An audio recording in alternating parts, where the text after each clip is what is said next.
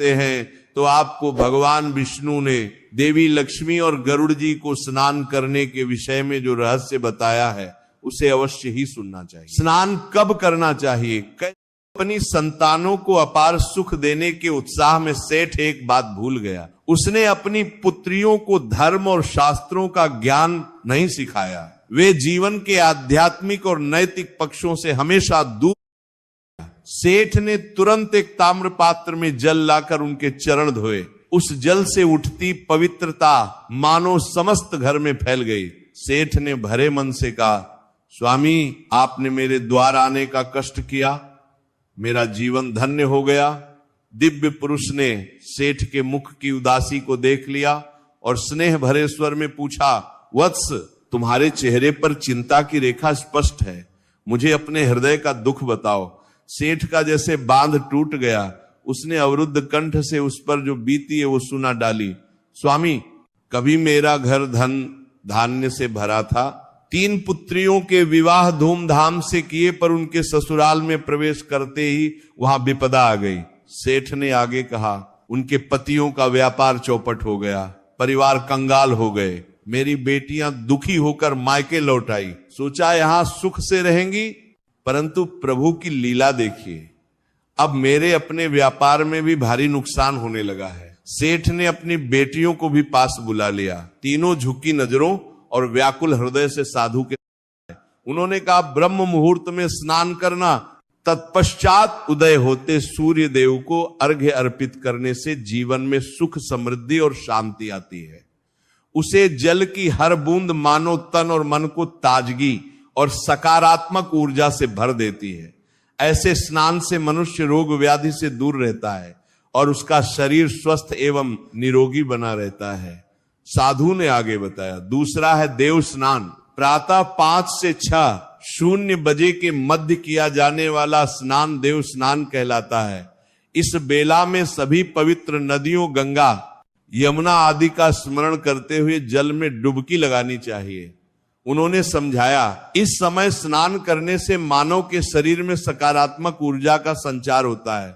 जल के प्रत्येक स्पर्श के साथ शरीर की सारी नकारात्मकता धुल जाती है। तन ही नहीं, मन भी शुद्ध और पवित्र हो जाता है।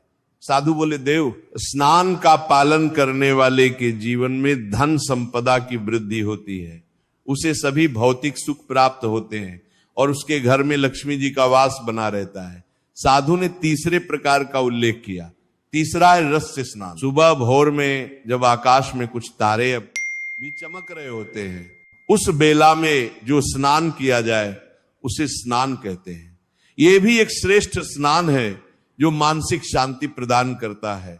इस समय स्नान करने से चिंताएं और विकार मानो जल के साथ बह जाते हैं और मन निर्मल हो जाता है। साधु ने आगे कहा, चौथा है मानव स्नान।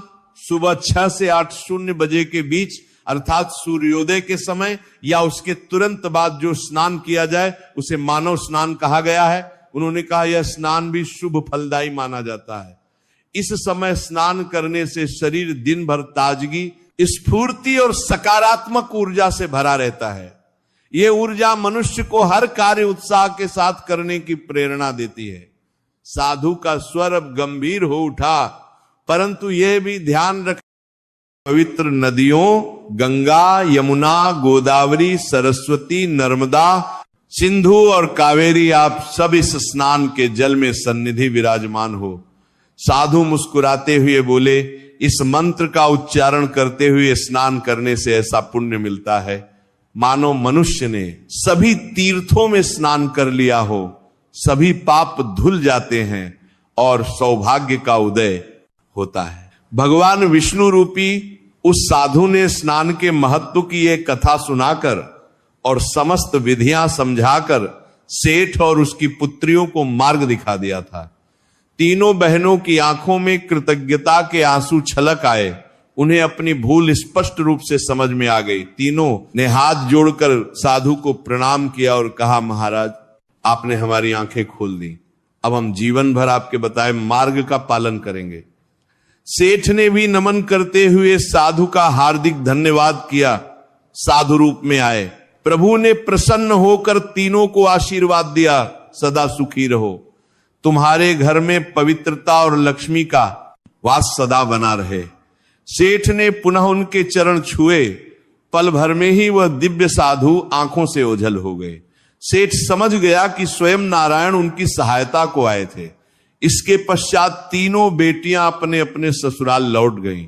इस